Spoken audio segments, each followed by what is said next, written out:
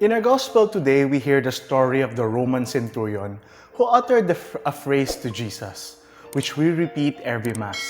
Lord, I do not deserve that you come under my roof, but only say the word, and my soul, my servant, will be healed. But now I want to focus on another phrase uttered by Jesus, which says, Truly I say to you that many will come from the east and the west and will take their places at the feast with Abraham, Isaac, and Jacob in the kingdom of heaven. This was said to affirm the centurion's great faith. Remember, the centurion was a Roman and not a Jew, and also a pagan. For most of Jewish society during Jesus' time, the Romans were ostracized in society because first, they conquered and raped the land. Second, they were non-Jews. And third, they were pagans with their multitudes of God. However, here, Jesus affirmed the centurion's faith and even declared that soon, all people will come to enjoy the banquet, which was believed to be only for the children of Israel. Dear friends, our gospel today teaches us about Jesus' radical inclusivity, which goes against the culture's exclusivity.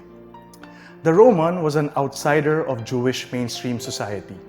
However, Jesus declares that they too will reap the fruits of the kingdom of heaven, planted, as they believed, was only for the people of Israel.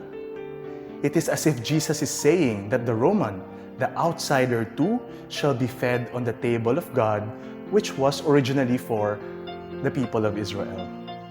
I think this is a challenge for us today. In our society, we have built many divisions and walls that would divide us. It's about us versus them. And most of the time, these two groups would antagonize each other. However, Jesus here invites us to be inclusive, to listen and relate with those who may be different despite their political stance, creed, belief, sexual orientation, social status, because here Jesus creates and challenges us to create a culture of encounter and dialogue. Jesus reminded his disciples that they might be surprised to see people outside of Jewish society, from the east and from the west, eating with them in God's banquet.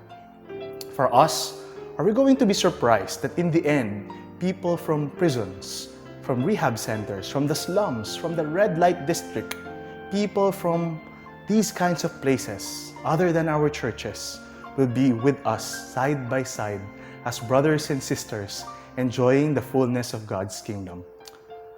Probably it will not be that surprising if we just listen to Jesus in the Gospels a little bit more closely. And that's one bite.